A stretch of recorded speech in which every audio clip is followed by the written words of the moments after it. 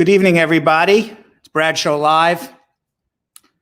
This past couple of days has been very tough with legitimate, rightful protests over the killing of another black man in police custody, this time the murder of George Floyd, combined with outright looting and anarchy fueled by a combination of racial injustice, 25% unemployment, coronavirus, quarantine, and some outsiders who just want to cause chaos for the sake of chaos.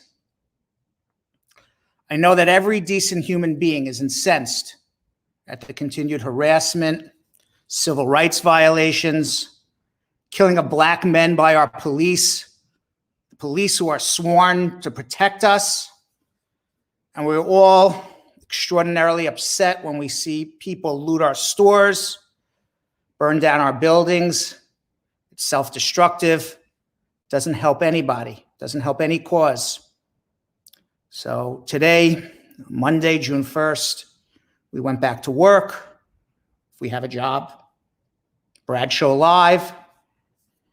No matter what we were doing today, we all have a heavy heart, and we pray our local and national leaders are going to find a way to heal us rather than divide us.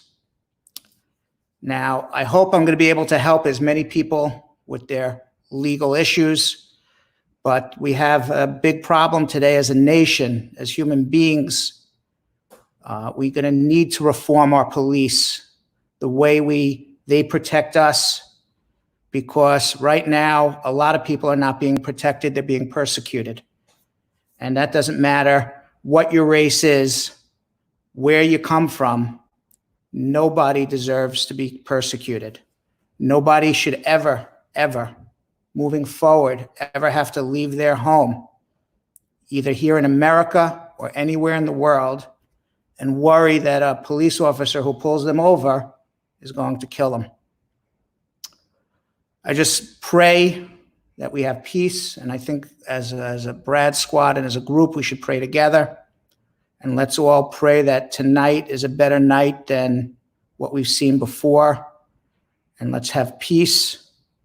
Let's come together, and let's have justice for George Floyd. And with that, let me say hello to the Brad squad, because we do got to say hello to everybody. Christy Consali saying hello. Deanna Moore. Asila Enotz, how are you? Shami Kelman, squad up. Violet Blackwood. I said Christy Consali. Lisa Bling Rose. Ingrid Black, how are you? Forrest Mushy. Carol Anderson, the Tiger, saying squad up. Wilmot Carter, how are you? And I said Tamika and Dwanette Bryan saying hello. And Shauna Sharp. And let's see what's going on YouTube over here. On YouTube, Alyssa Henry, how are you? Carol, the Top Cat Tigress 2 Anderson, saying hi. She's double fisting on both. Sexy Jan Myers. Bolaji Muhammad, how are you? Tali, Daniel K. Tia Prasad, how are you doing? Tani Emmanuel, saying good evening all the way from Bahrain. Well, thank you for joining us. It's morning there in Bahrain. Must be very hot in Bahrain, in the middle of a desert. It's coming into summer. And I do have to remind everybody that if you do like our show, please share it with as many people as you can. And please subscribe on YouTube. The best way to subscribe is literally do it right now. If you don't subscribe now. And that way you never miss a show. You'll always get a pop-up reminder. And of course, on Facebook, we want you to like and follow us as well. On Wednesday, I'm going to be giving away a free consultation. You got to follow us at Bradshaw Live on Instagram. If you follow us at Bradshaw Live on Instagram and you find the Bouncing Brad, you tag 5 friends and you like that post, I may pull your name right out of a hat, because we're going to pull every person who does that name out of a hat, and somebody's going to get a free consultation. And of course, if you need to speak with me, you would like to have a consultation with me, the telephone number is 1-800-529-5465. That's 1-800-LAWLINK,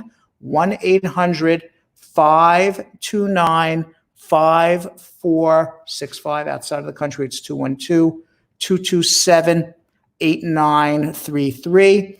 We'll be going into our schmooze. Obviously, we're going to be talking a lot about the protests and the looting and the lack of national leadership by still our president, because we voted him in. But nevertheless, he's a lack of leadership completely by him, not healing our country, not listening to people's concerns, the problems, not trying to listen and come up with a solution is why we are continuing to have these problems. Saying, I'm going to arrest you, I'm going to kill you, I'm going to shoot you, and all sorts of different tweets. We got to get tough on people. That's not, slamming somebody over the head is not a way to solve our problems.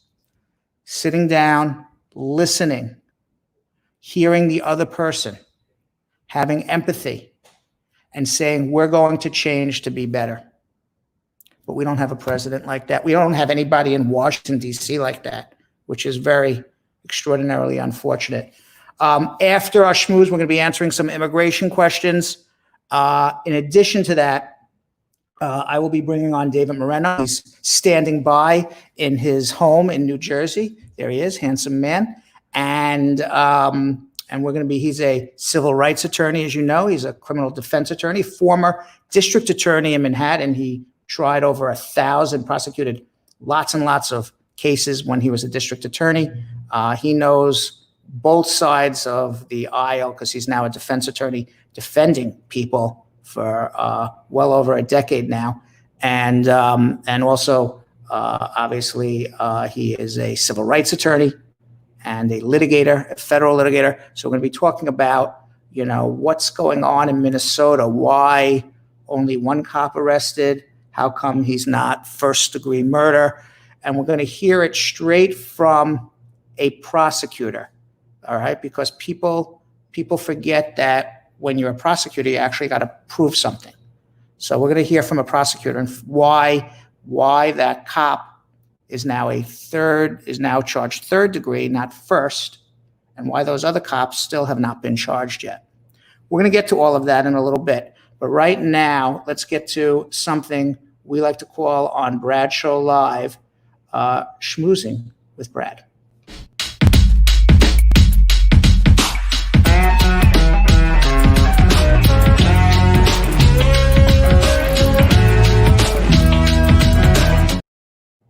So George Floyd's name has been added to the growing list of Black Americans whose deaths have sparked outrage and protest across the nation.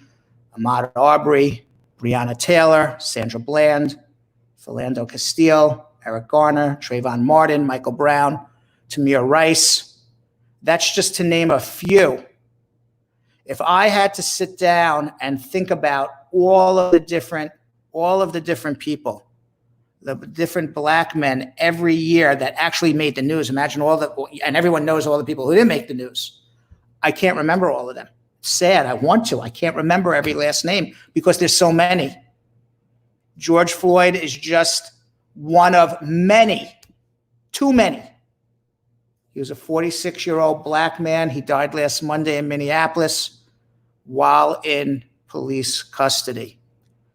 10-minute video of George's death was recorded and posted on social media, showed a white police officer kneeling on Floyd's neck for several minutes by bystanders, and the man himself pleaded for the officer to stop. The bystanders were saying, "You're going to kill him." Even after Floyd appeared unconscious, the officer did not release the pressure until paramedics arrived. By then, he was motionless. What was his crime? He passed a $20 bill that was fake. In my office, people have given me $20 fake bills. And you know what I say? Oh, they got me. And go and try to kill him. And he was sitting in his car.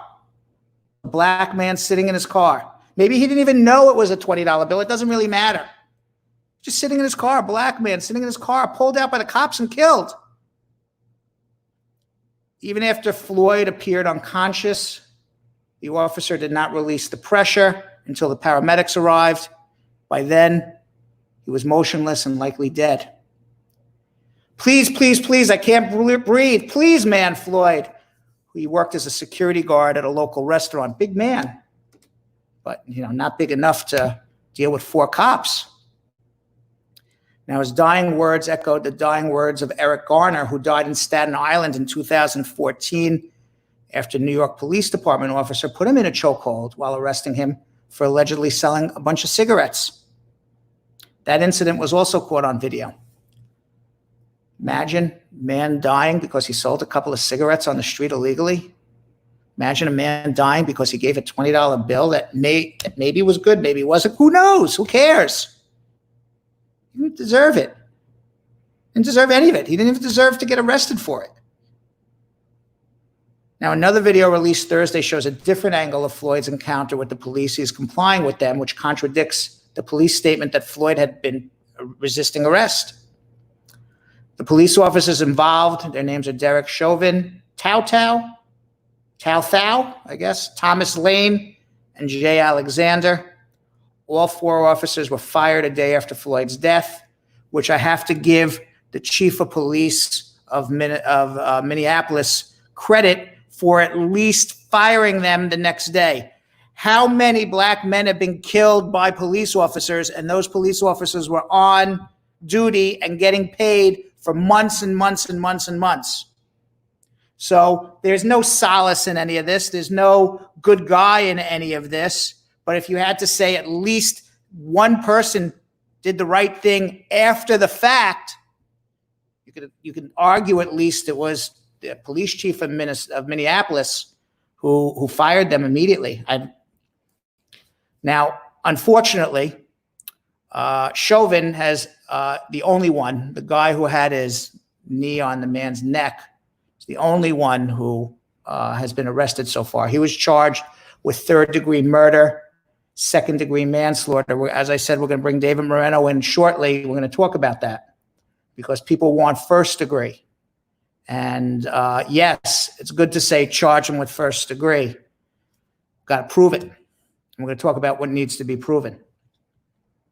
Now, Floyd's family and attorneys and the protesters, they all want 1st-degree.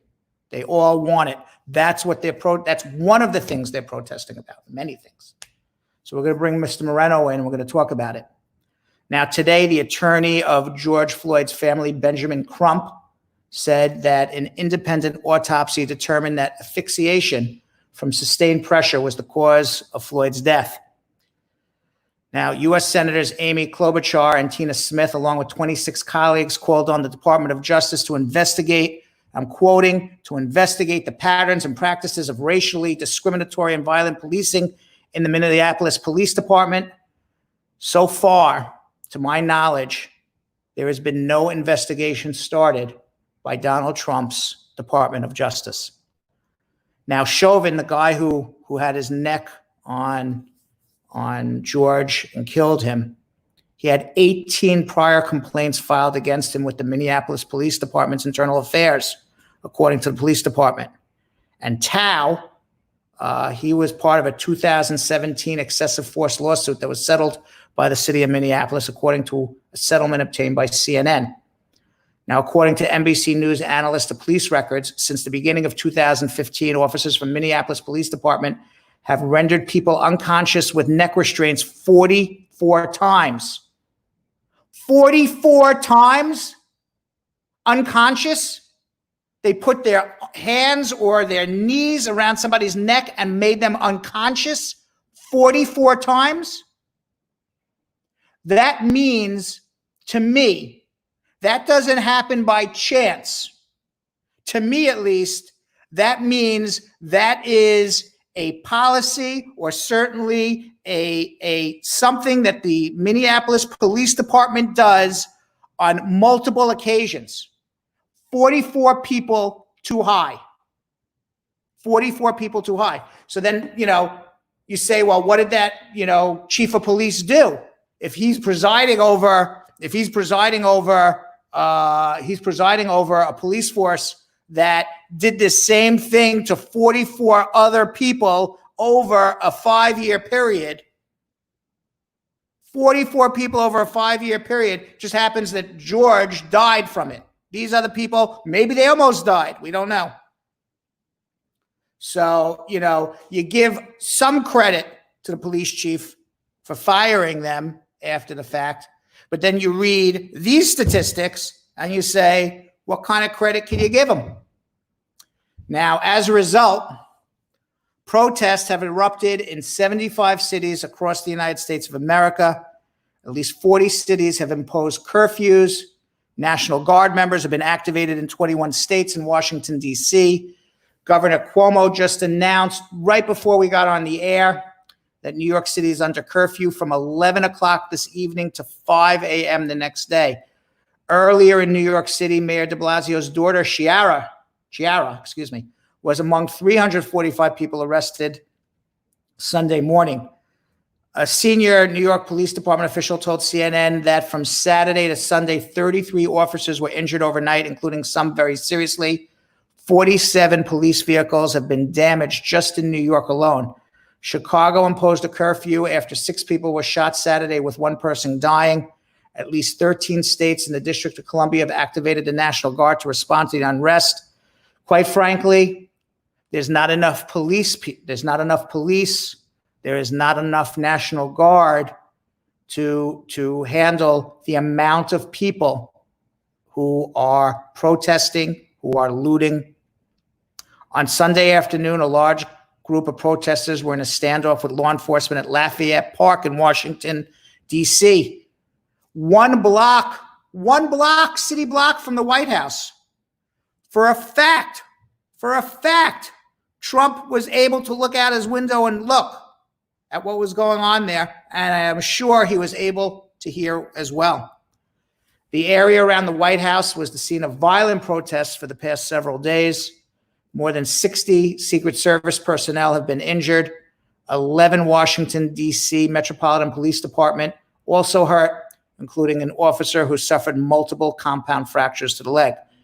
In some cities, perpetrators were throwing bottles at officers. They burned police cars. Police responded with rubber bullets, tear gas, and arrests. The lights illuminating the White House, they went out around 11 o'clock. They thought the protesters were going to storm through the fence into the White House. The protesters started throwing fireworks nearby, and police were able to disperse them with tear gas. Fires were set across Washington, D.C., including the basement of the historic St. John's Church. Stores were looted on the National Mall. Stores were looted in the Santa Monica Mall in California. On live television on MSNBC, if anybody watched MSNBC last night, they were broadcasting live on the Santa Monica Pier while people were literally looting. There it is right there. Literally looting stores. I don't know if that's Santa Monica, but literally looting stores. D.C. Mayor, back to Washington, D.C., Mayor Bowser said today that the city is imposing another curfew as it braces for several more days of protests following a night of obviously very significant damage. Now, at a news conference, Mayor Bowser said that it's going to begin at 7 o'clock Monday night and run through Tuesday morning, with similar restrictions again Tuesday night and continuing into Wednesday.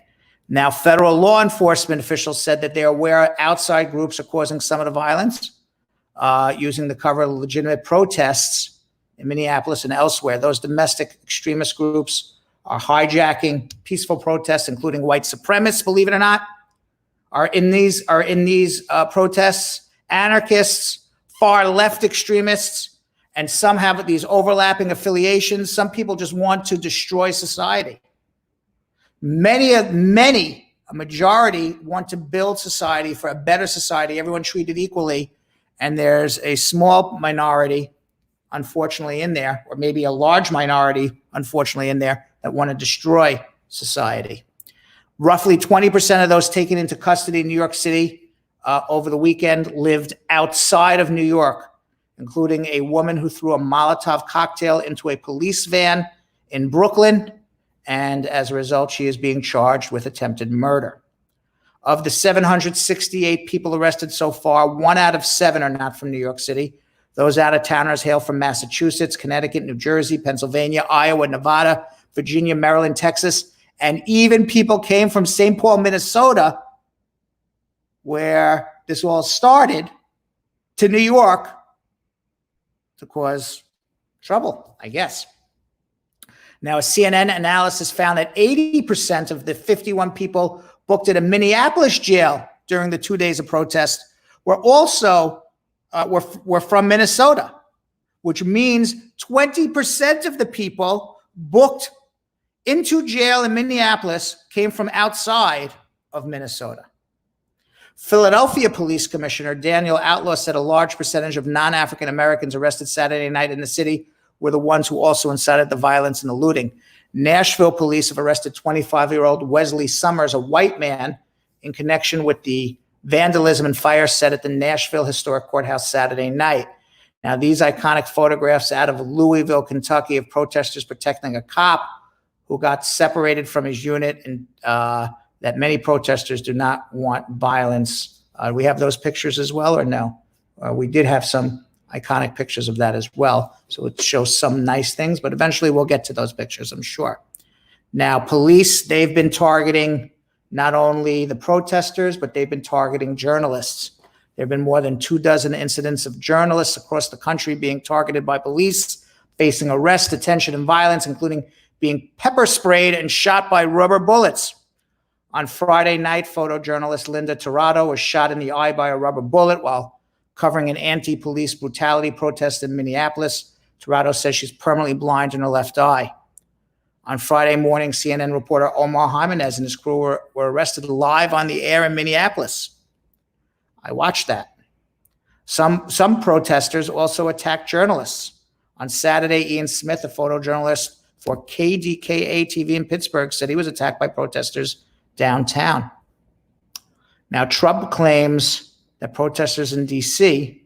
need to have some vicious dogs put on them. He told the nation's governors in a video conference later today to aggressively target violent protesters he said would only respond to a show of force. He said, you have to dominate or you'll look like a bunch of jerks. You have to arrest and try people. Trump said the leaders must seek retribution for violent acts in their states and advise them not to act gingerly. You don't have to be too careful, he said. He chastised what he characterized as a weak response to protests in certain places, which he said allowed violence to take hold. Trump was reverting to a hardline law and order mantle he believes is the best way to confront growing racial unrest across the nation. I think violence, unfortunately, Donald Trump, begets more violence. What a leader will do is listen to the grievance, listen to what people are yelling about, listen to them, get it in, and say to them, I hear you. I hear what you're saying. I wish I can take back George Floyd's life. I wish I can take back Eric Garner's life. I wish I can take back all of these men's lives. I wish I can take back Sandra Bland and Breonna Taylor and Trayvon Martin and Tamir Rice and everybody. I wish I can have all of their lives back. Trust me, I wish I could. This is what a leader would do. They didn't deserve to die. But I can't change the past. But what we can do moving forward is together, let's forge a path moving forward so this does not happen again. We all want to live happiness, peace. We all want the same things for our families, our loved ones, our neighbors, our countrymen, every human being in this country and the world. We all want the same thing. So let's work together to get there. Unfortunately, what we're hearing is fight violence with violence.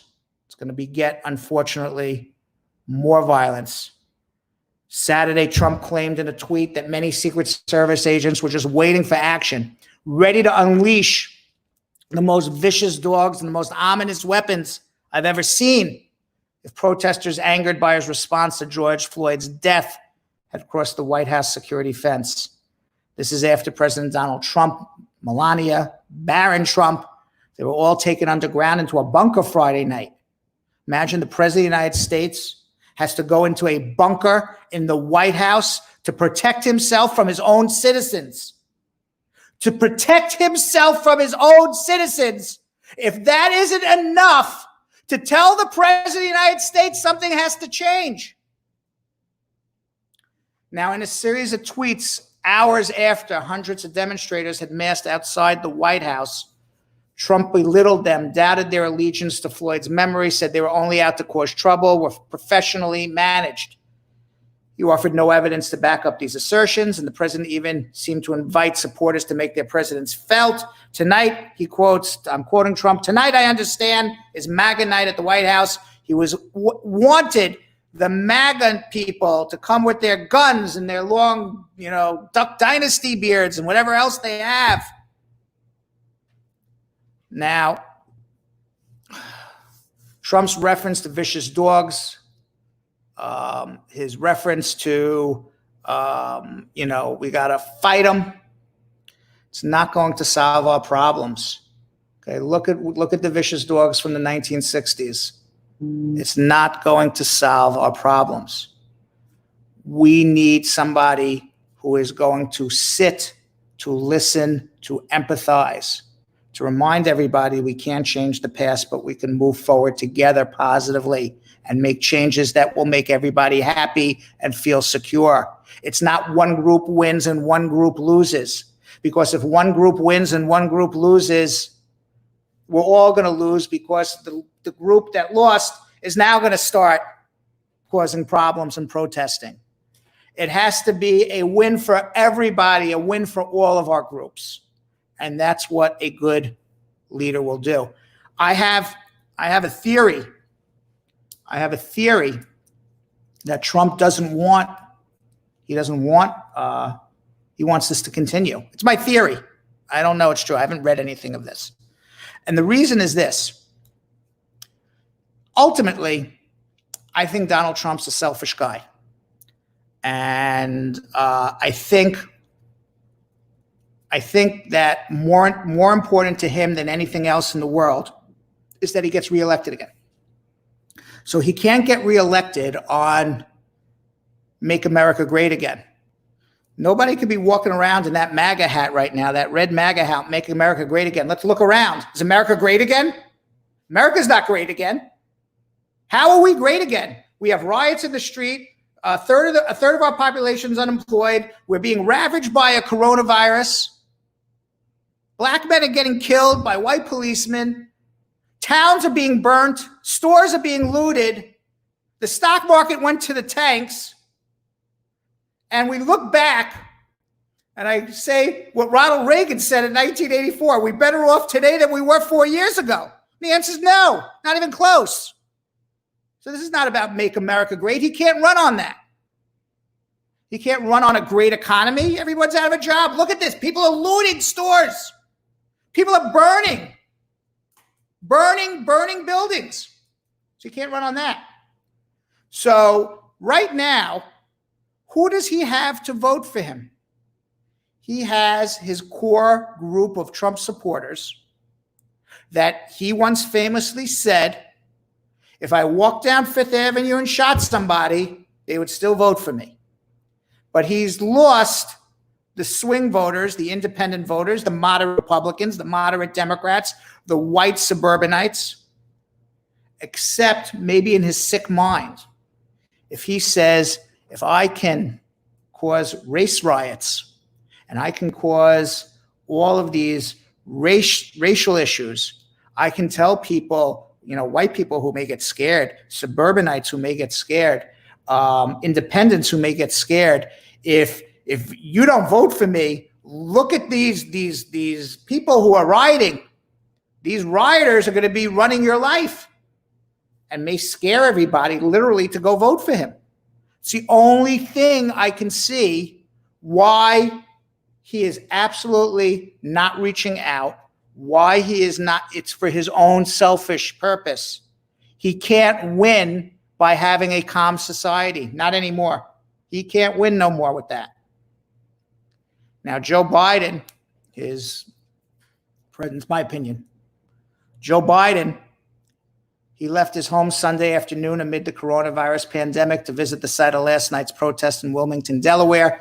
He then met with a group of community leaders at a Delaware church this morning. In a statement released Saturday evening, Biden empathized with protesters, acknowledging the pain and fury caused by racial injustice, but warned that the act of protesting should never be allowed to overshadow the reason we protest.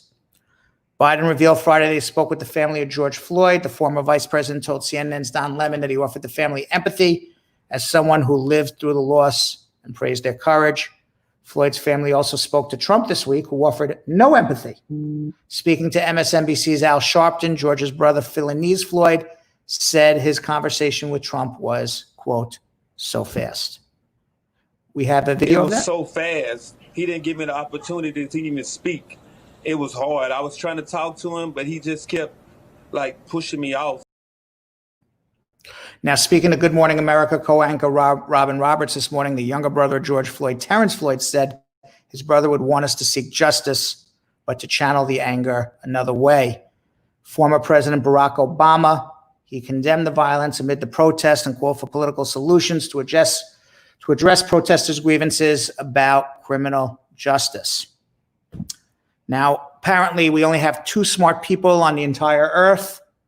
And those are the two NASA astronauts, Bob Behnken and Doug Hurley. And they are smart because they left Earth this weekend. They are the only two smart people. I wish I was an astronaut. I'd like to leave Earth too this weekend. And they went into space on a historic mission, nearly a decade in the making. It was the first time a private company, SpaceX, sent humans into orbit. And they're going to spend about 1 to 4 months there.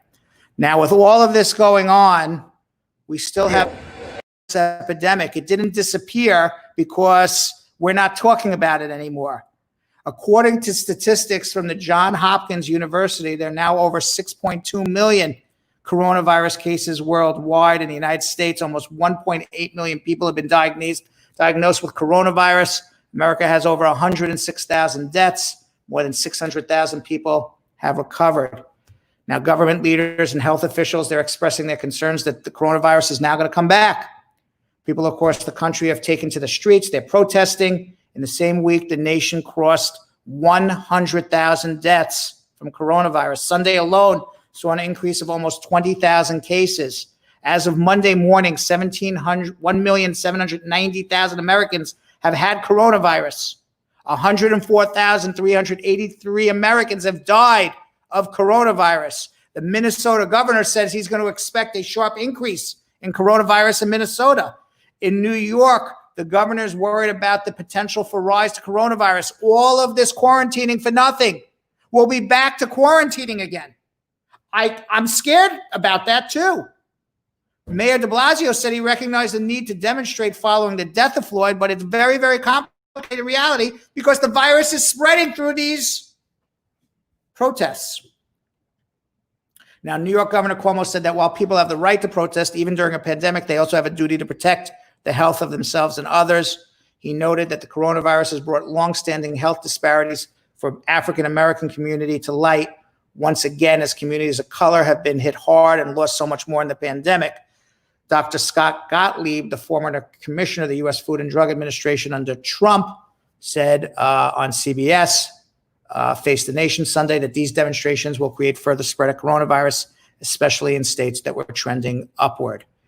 And that is what is going on in the world right now. It's not a pleasant world, not a pleasant world to be in. The only thing that I have solace in is that I have faith. I have faith in that there's a God. I have faith in humanity. I have faith in people. I have faith. And because I have faith, I know ultimately we will all get through this together. I don't know how. We'll get through coronavirus. We'll get through these protests. And hopefully, something good we can build from all of this. With that said, we're going to get into some immigration questions right now. If you do have immigration questions, please leave them in our comment section, whether you're watching on Facebook or on YouTube. I'm going to be answering about 10 or 12, and then we're going to get to Attorney David Moreno.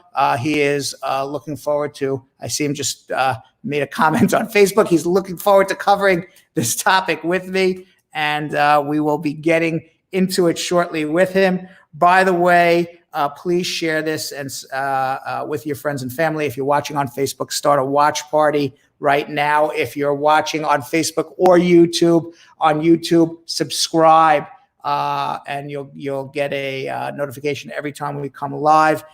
In addition, on Facebook, you want to like and follow us.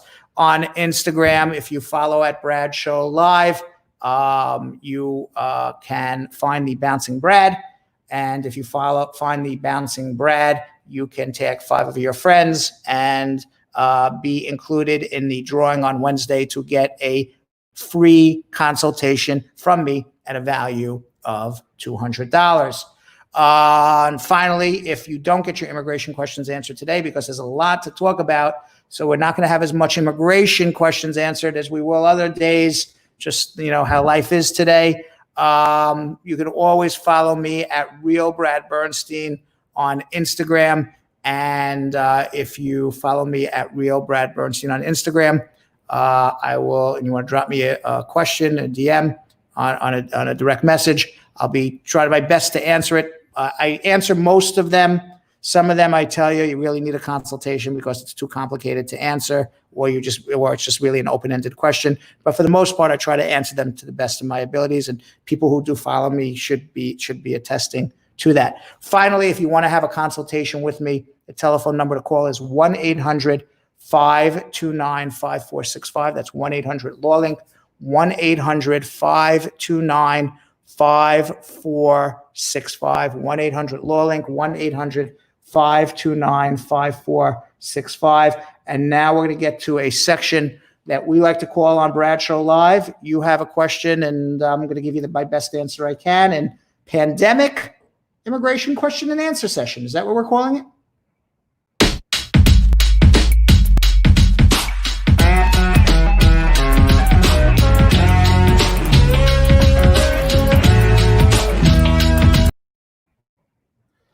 All right. So Loki Sam has a question. I wrote USCIS only on my check for application, the I-751. I just found out that I have to write U.S. Department of Homeland Security. Are they going to accept it, or am I going to get my whole case back?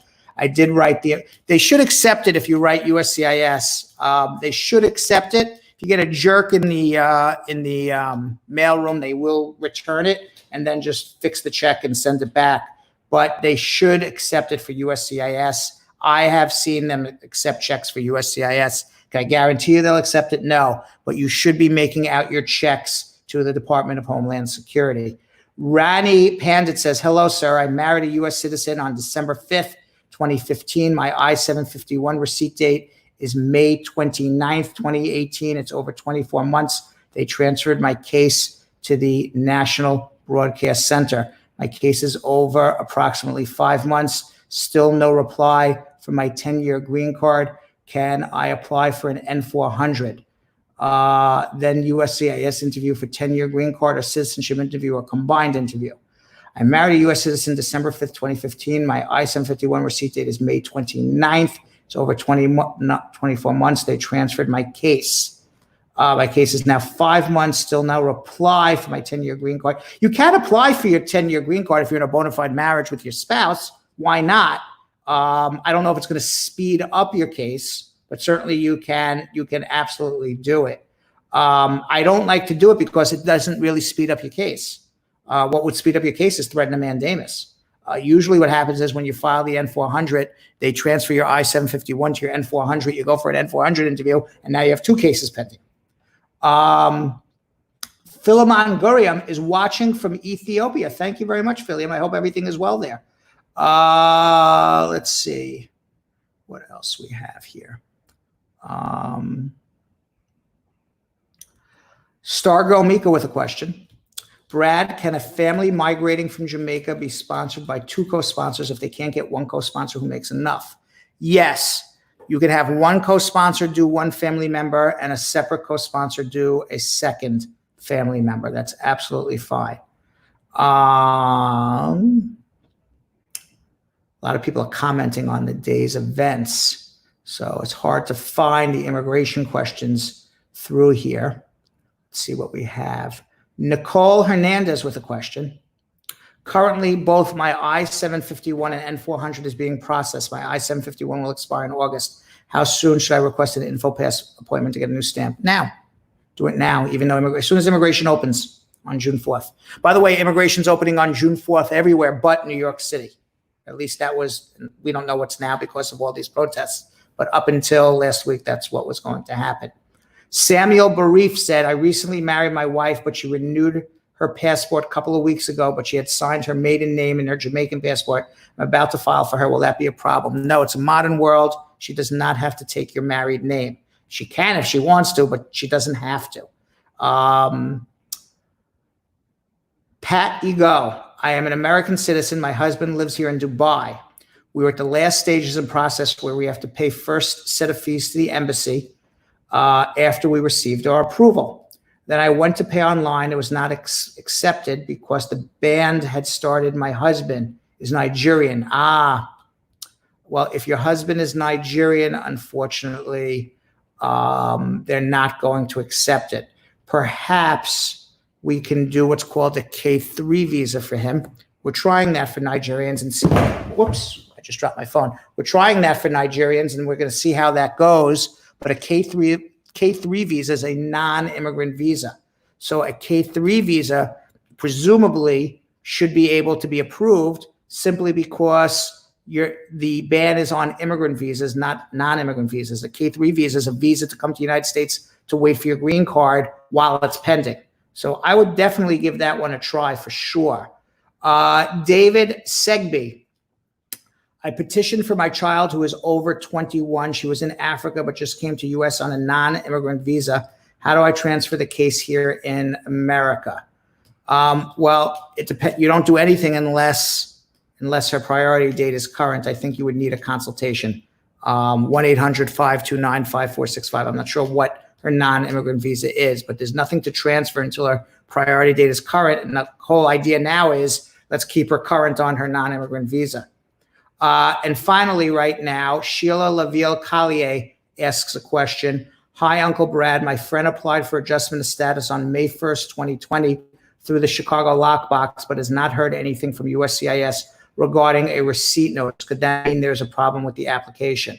No, just make sure that the credit card or the check that you used to pay was cashed, usually paying with a check or a money order, or if the credit card you paid online. But I just realized you didn't pay online. What a dumb thought, because you mailed it to the Chicago lockbox. So make sure that your check or your money order is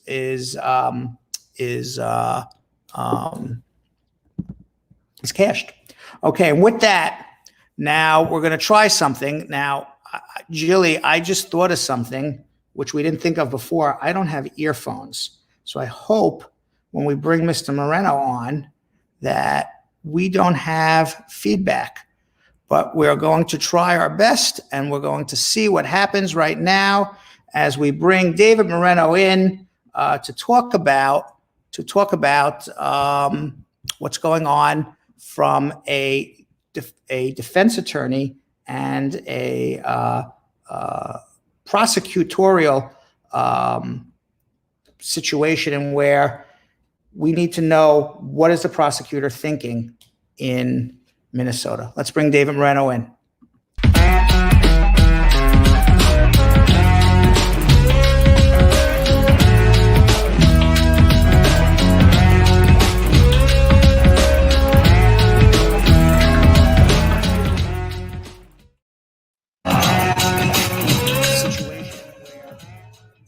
All right.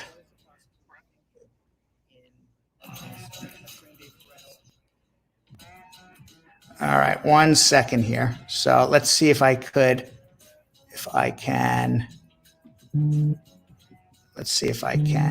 fix this.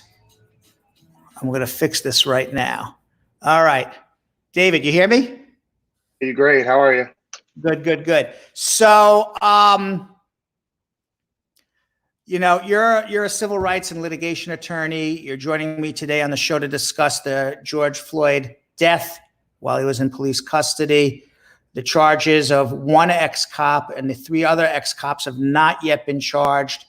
And you also need to really let people know what they need to know when they're protesting and potentially getting involved with police and what their rights are. We still have rights in America. But let's first talk about Derek Chauvin. He was charged with 3rd-degree murder, 2nd-degree manslaughter. He's being held in the Ramsey County Jail on $500,000 bail. He's the first white officer in Minnesota to be criminally prosecuted in the death of a black civilian. Now, Floyd's family and attorneys, along with the protesters, they're saying they want a murder in the 1st degree for Chauvin, and they want the other 3 officers involved arrested as well.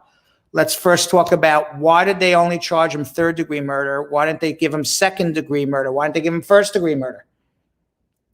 So the main designation there, and before I even get into the law behind this, obviously, being a criminal defense attorney, dealing with civil rights, this is one of the reasons why I got into this field. Being a black man that grew up in New York City, it's a harsh part of our reality where we have chance encounters, whether or not we are, abiding by the law. But from a legal analysis standpoint, the main difference between the 1st-degree murder charge and some of the lesser subsections of 1st-degree murder is going to be the mens rea. What does mens rea mean? It's a Latin term that means intent, right? Intent in the mind. So in order for them to charge 1st-degree murder, it would have to be clear to now the Attorney General's office that's actually handling it, not the prosecutor's office, that Officer Chauvin had an intention to murder George Floyd during that, 8 minute and 53 seconds. Let me ask you a question. Okay. Did he have to have an intent to go murder him when he got to the scene of the crime?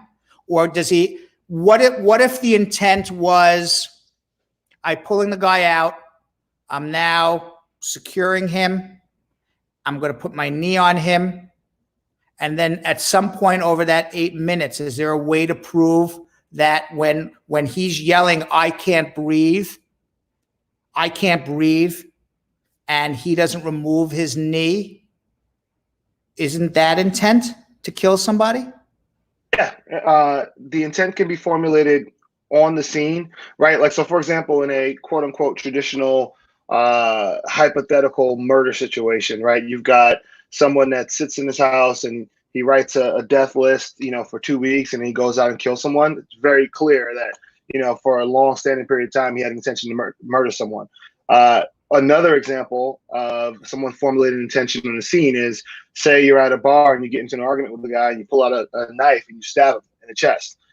In that situation, obviously, you didn't go to the bar per se with the intent to murder someone, but in that moment, in that split second, you actually had a change in your heart and in your mind, and you decided to want to take someone's life. So in this situation, they could obviously upgrade the charges. There are a number of other things that would also help in doing so. I understand. I watched a few statements from both the governor and Attorney Crump, who's actually someone I've worked with in the past, about what's happening right now, and is still kind of trying to purse through the. Why don't you think they did it? Why didn't they charge 1st-degree murder right away? Yeah, why don't you think so? You don't think that they can prove it? I didn't think they knew enough, right? It wouldn't reflect really well in terms of the public if they went out and charged 1st-degree murder right away, and then some piece of evidence came out and they had to reduce the charge. That never reflects well for the health or quote unquote the lifespan of a case.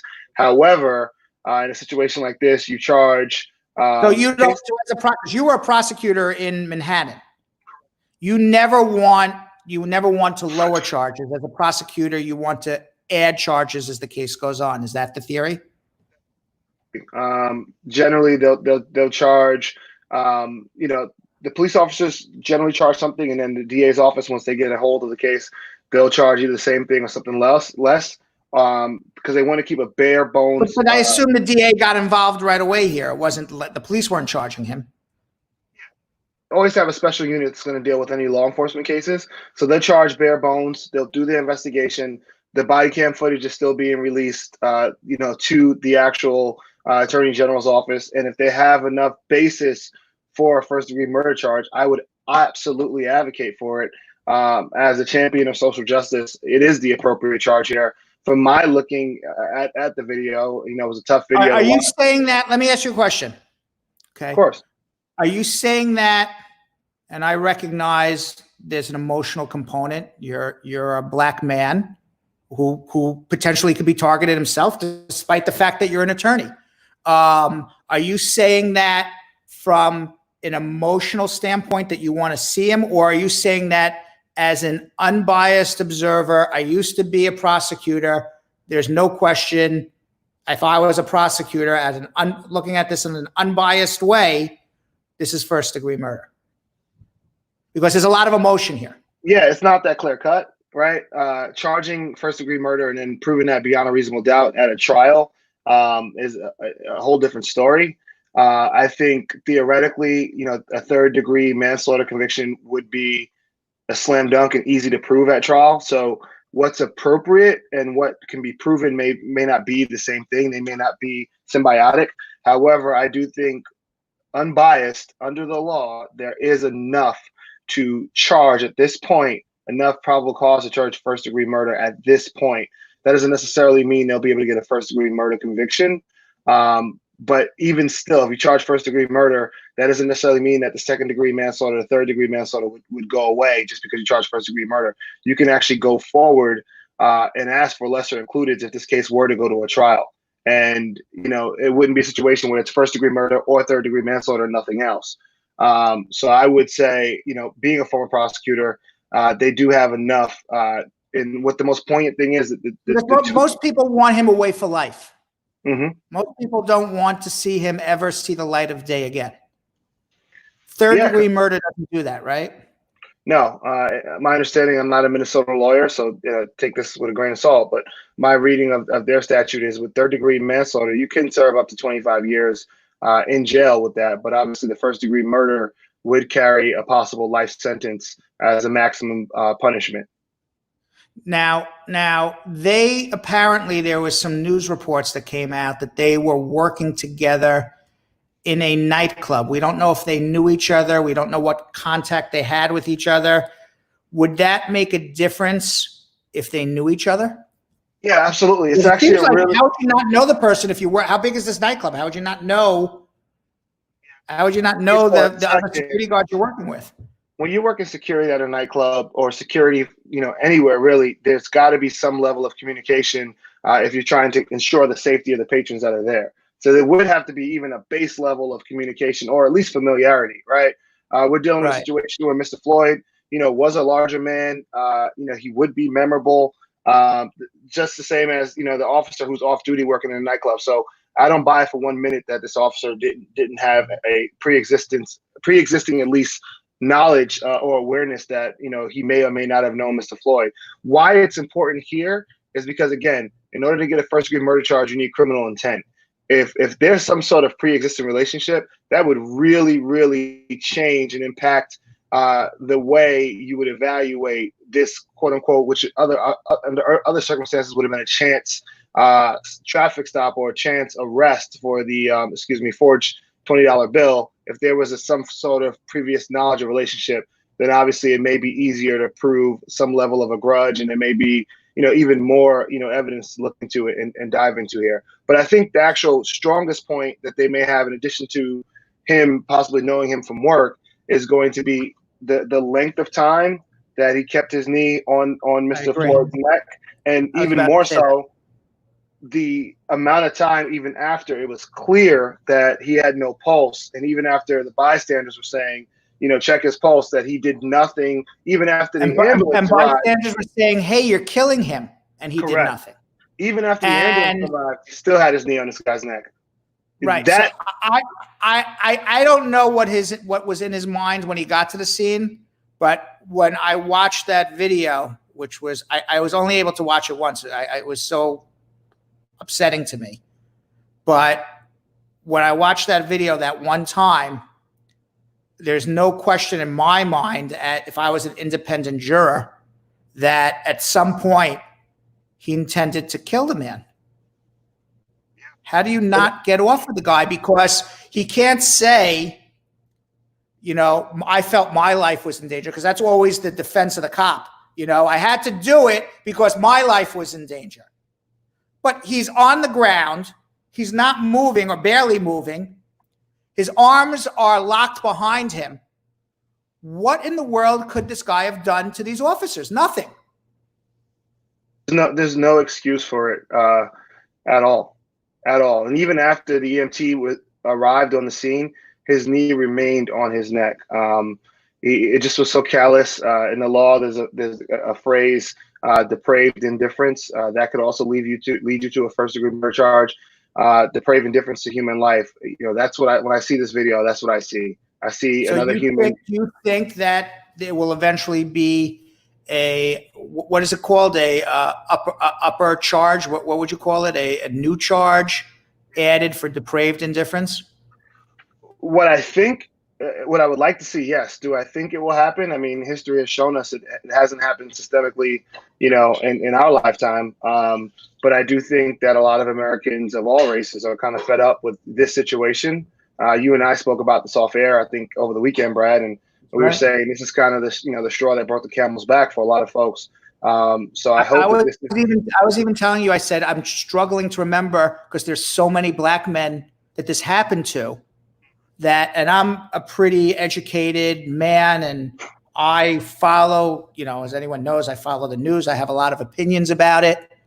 I struggle to remember the names of all of them, which is really sad, because I should, as an American, remember every last one of them who died. And I can't, and I'm upset at myself that I said, wow, it's so many, it's hard to remember all of their names, that it becomes callous, that it happens so often. Become numb to it at a certain point. And then the fact that it wasn't just the officer that's been charged thus far, and I think this is the second part that the family wants, in addition to the first-degree murder charge for this officer, everyone would love to see the other officers charged as well. And that becomes... Well, why have they not been charged yet, do you think? I mean, you worked in the DA's office in Manhattan, so you understand the inside politics of all of this. What do you think, if you had to take a guess, what's the inside politics? What's going on there in Minnesota inside the DA's office? Why these other cops haven't been charged yet? It was the chief of police, he was able to fire them within 24 hours. You're telling me you can't bring these cops in and charge them and then give them more charges down the line? Happens all the time. Absolutely.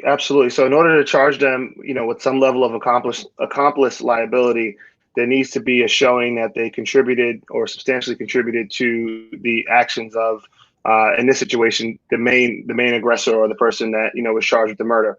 That can be the other two officers, you know, kneeling on George Floyd, which a lot of folks saw in the secondary video beyond the van. That could be. What about the officer? I think he's Tao. You see him there, just kind of standing and watching. Yeah, that could be Officer Tao. Is there such a thing as a dereliction of duty to stop this guy, to stop the other officers from killing him? In the police handbook, there is, yes. Under civil law, obviously, you know, there's going to be civil liability. It's a slam dunk against all four of them. Under criminal law, you know, there's, in this situation with law enforcement, there's no direct charge for an inaction. But I would argue that his actions also contributed to, you know, the entire situation. I think what this is going to come down to, and I heard new body cam footage today where one of the other officers, and it hasn't been identified as to who, was saying to Officer Chauvin, I think, you know, there's no pulse, and what should we do? And Chauvin tells them, you know, just stay what you're doing. You know, that may be the piece of evidence for whomever that officer is, to where, you know, he didn't share the same intent that Chauvin did, because he's actually acknowledging that this is a human that they're on, and he's not breathing, and he's looking for guidance. You know, I think that's going to be a really important factor is hearing the commentary of those officers behind the truck. I think Tal was callous. His commentary, even as the guy was dying, was embarrassing. As a former prosecutor, as a human, I'd love to see all of them charged. Frankly, they may be charged with different levels of crimes, but I do think it's appropriate for them all to be charged. All right. Now, let me ask you a question. Do you see, as the defense attorney, whoever that would be, for these cops, I could totally see them making a motion to get the case, is it possible, move the case out of Minnesota to a more favorable location because they're going to claim they can't get a fair trial? What do you think the odds of that happening are? If we're basing things on history, which in the law, that's generally how we do things with precedent, I think the odds and the chances are really high, right? It's an easy argument to make. Emotions are obviously running extremely high right now. The fact that Officer Chauvin was moved to another prison already, the fact that this case got picked up by the AG's office versus the DA's office, they're already setting the stage and setting the tone to try to get to a county where they think, there can be unbiased jurors. But frankly, such county doesn't exist, right? If you're going to go to a county that you think is more of a, law enforcement empathizer, that doesn't help either. I think the case should stay with the citizens of the city where Mr. Floyd resided. Why don't you think it would help? I would help the defense going to a more county that's more pro-cop, no? Yeah, it would help. It would help the defense for sure. But I'm talking about, just basic levels of justice. Where would a fair trial be? No, I'm just thinking as a defense attorney, what we're going to be seeing down the line. I'm the defense attorney here. I mean, I would never be this guy's defense attorney. I have certain, moral compass I have to abide by. But if I were the defense attorney here, I would be trying to get this to the most lily white county in Minnesota, where they, love law enforcement and they love guns. They love guns, and their favorite show is Duck Dynasty. All right. So I think one of our comments is Rosalie Messenger that said a Trump-friendly county. Yes, exactly. So meanwhile, this past weekend, a senior New York Police Department official told CNN more than 340 people were arrested across New York City during protests that started Saturday and lasted through Sunday morning. What should somebody be doing? Because I know we have a lot of people getting arrested. Mostly, I would hope that most of the people who are getting arrested are there for the right thing. And, if you're getting arrested because you want to see change in America, what should you be doing? First thing I'll start with is if protesting is a constitutional right to free speech, right to lawful assembly. So for those who think that it's unlawful to go out and protest, you're absolutely wrong. You have the right to absolutely protest. If for some reason law enforcement is going to be arresting you, it's got to be based on the theory that you are not complying with a lawful order. Cops can't just come around and tell you to disperse if you're lawfully. Well, we see the cops all the time just move forward, and whoever they run into, they knock them down and arrest them. Right? We see that every day. I've seen that for 6 straight days now on the news. In a situation, 1,000%. But if you do find yourself in a situation, number one, give us a call. Brad and I would love to give anyone that's exercising their constitutional right, come talk to us, call us, it's free. That's one of our ways that we want to give back and help folks out here. But the first thing you should do is, to the best of your ability, try to document every single thing, right? For a number of reasons. First, you want to get the cop's name, badge number, if you can. We've seen, unfortunately, and illegally, we've seen cops withhold that information from protesters. We want to get all of the witnesses' names around you if you're able to. If you're with a group of friends or colleagues, which most protesters are, have those people film the arrest and document everything. Take pictures, take photographs. That can help protect you in your defense if you are charged with some level of disorderly conduct. which is a very, very vague crime, especially here in New York City. It's a violation and not even really a crime, where they can, whenever you pretty much disobey a cop's command in New York City, I've seen it overused from the time I was a prosecutor, even as a defense attorney, help protect you defending that. And then secondarily, if you were to file a civil action based on Section 1983, or at least even a civilian complaint. Okay, so all right, let's start. Okay, they get arrested. What should they do? It's the first thing you do. Yeah, first thing you do, to the extent that you can comply and, protect your body, make sure you're safe, comply, you'll fight the battle later, right? There's nothing to be gained in that situation, as we've seen. By the way, we've learned that complying doesn't make you safe, but in theory, it should make you safer. In theory, right? But we've learned that's not necessarily always the case. Absolutely. Exercise your right to an attorney right away. I mean, in these situations, it's a lot different than your normal, street stop. I'll give you one more. If you know you're going to go protest, call David ahead of time. Yeah. Call me. Have David on your speed dial. So if you get arrested, he knows who you are. He's coming for you. How's that one? Absolutely. Have a good attorney. Have a good attorney ready. Hopefully it's us, but definitely exercise your right to counsel. And to the extent that you can get all the information of everyone involved and have witnesses there to help corroborate your side of the story, that's going to it's going to be really helpful for you. Now, you have a civil rights action only if your case is dismissed. So if you plead guilty to something, even a disorderly conduct, there goes your civil rights action, right? To sue the police. There are number of different civil actions you can have depending on the circumstances. So obviously false arrest is the one that you're referring to, Brad. If they arrest you and you actually, are convicted of something, you are precluded from filing a claim for false arrest or prosecutorial misconduct. However, oftentimes we're seeing in these situations, there's not just a false arrest claim that may be available. There may also be infliction of intentional tort. An intentional tort, excessive force by the police. You can be convicted of anything that doesn't give the police a green light or a pass to beat you up. So if you are convicted of a crime, does that mean that you're absolutely precluded from filing civil action? No. There are several, other civil actions that may be available. It's a case-by-case analysis. However, the more and more documentation you have on both the criminal liability side and on the civil side, the better it's going to be for you. And that's something else that we specialize in: civil rights law, personal injury.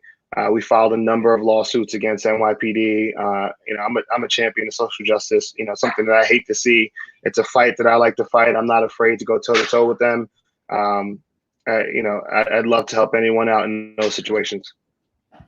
All right. Well, David, thank you very much for coming on. I really appreciate filling in on your thoughts on this. And we'll have you back this week because it's important that we have a knowledgeable person who knows exactly what's going on, both from the prosecutorial point of view, from a criminal defense point of view, from understanding how prosecutions work, understanding how to defend people who may get arrested, to all the way suing both state and federal governments for violations of your civil rights.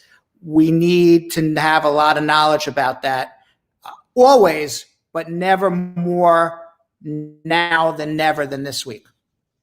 So and anytime you need or want me on, Brad, I'm here. To the Brad Squad, thanks for tuning in. We appreciate you. And Brad, I'll talk to you off air. All right. And David, to reach David, it's the same telephone number. It's 1-800-529-5465. That's 1-800-LAWLINK, 1-800-529-5465. David, again, thank you very much.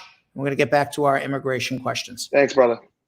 All right. So we're going to get back to our immigration questions. Just give me a second here while I get back to my page of, we'll get to our YouTube questions right now. Let's see what's going on YouTube and see if we have some more immigration questions. And we'll get right now to Faris Abu Rizik has a question. Hi, Uncle Brad. I was a lawful permanent resident green card holder, and I had filed a form I-130 for my spouse. She's outside of the United States. How to tell the National Visa Center I'm a citizen now? It's online or letter? No, just do it online. You can email them online, or you can send them a letter. Either one works. Curly Girl Shauna wants to know what's going on with DACA. The Supreme Court is supposed to have a hearing this month about DACA, and then they're going to make a decision on it. So hopefully it's in favor of the students. Keep our fingers crossed. Lara B. Beauty has a question. Hi, Brad. I got a letter for the master hearing at the immigration court. Can I get married while in removal? Yes, that would be a very good way to beat removal, is get married and prove it's a bona fide marriage. But you got to make sure it's a bona fide marriage. But yes, it's a great way to beat a removal hearing. Dwayne Gordon, hey, Brad, can an undocumented immigrant fly domestically? Yes, as long as you have some sort of photo identification, you can absolutely, whether it's a passport from your home country or now a driver's license, even from New York State, you can fly domestically. Anna May, I had an interview April 7th, my green card's through marriage, un-COVID-19, I guess she means COVID, but not un-COVID-19, caused it to be canceled. I just got an update that my I-45 and I-130 is now denied. How is that possible? I have no idea how that's possible, Anna. I don't know what you did wrong, but in the decision, they probably give you a reason why it was denied. And I think you need to give me a call and let me read that decision, and then we'll figure out what to do. It's 1-800-529-5465. That's 1-800-LAW-LINK, 1-800-529-5465. 29 Super C, still claiming that New York City has the most cases of coronavirus. Let's see what else we got here. Mof Suleiman. Can I remarry while VAWA is pending, and will that deny it? You cannot marry when your I-360 on your VAWA is pending. But if your I-360 is approved and you have not gotten your I-485 approved yet, then you can marry. You can marry once the I-360 is approved. Mr. Dazzle has a question. Hi, Uncle Brad. It appears a petitioner's country of current nationality plays a key role in the I-751 approvals based on some trends. Any thoughts on this? Yes, I agree. If you come from Africa, you come from certain countries in South and Central America, you're going to wait, or you come from the Caribbean, you're going to wait a lot longer than if you're a white person from Norway. Thank you, Mr. Trump. Jody Ann Samuels has a question. Nope, just saying thank you. All right. Susu with a question. Hi, Brad. I filed my son's I-45 since 2019, but did not get his receipt. What should I do? You can go online and request a duplicate copy of the receipt notice. You should also make sure that the filing fee check that you used to pay for your filing fees was cashed. Make sure that that case is still pending. And that is going to end our Brad Show Live today. I know we were very short on immigration questions, but we thought it was very important to talk about what's going on in the world today. After all, we are a show about immigrants and immigration. We are also a show about social justice and doing the right thing. With that, we do have probably some comments of the day. Let's see what the comments of the day are today. Carol Anderson, the Tiger, comment of the day. In this world, we are all created as one. We should love each other. We are all humans. I agree, Carol. Philemon Guriam, hello, Uncle Brad, watching from Ethiopia, waiting till midnight not to miss the big show. Uncle Brad, we love you. Thank you. And Abigail Taylor Watson, Brad, you need a home number so we can call you. Probably.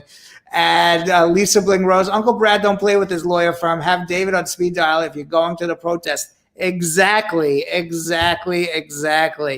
And I do have to remind everybody that if you want to follow me on Instagram, you follow me at Real Brad Bernstein. And you can drop me a DM. So if I didn't answer your immigration question, I know I didn't get a lot today. We'll do a lot more tomorrow, I promise, unless something crazy in the world happens, which is very possible. We'll see what tomorrow brings us. But if I didn't answer your immigration questions today, you can answer. You can follow me on at Real Brad Bernstein and get your immigration questions answered, and just drop me a DM. You can also get a free consultation with me by following at Real Brad Bernstein on Bradshaw Live. I'm not following Instagram at Bradshaw Live, excuse me, and finding the Bouncing Brad. And if you find the Bouncing Brad, you can tag 5 of your friends and like Bouncing Brad. It's not Bouncing Brad today. I forgot. It's Shimmying Brad. Find Shimmy Brad, Shaky Brad, and like that post regardless. And I may pull you out of my hat. Finally, if you like this show, please subscribe on YouTube. We want to get our subscriptions up. And if you like this show even more, subscribe also on Facebook. You don't subscribe, you like and follow. And then guess what? You can become part of the Brad Squad, and you can join our Brad Squad group for great VIP content. With that, everybody, I have to say goodbye. Please be safe. If you're going out to protest, please have David's number handy, 1-800-529-5465. Call him now. And finally, be safe. And as I said at the top of the show, we will overcome all of this, and we'll hopefully be better for it. Be safe, and we'll see you tomorrow.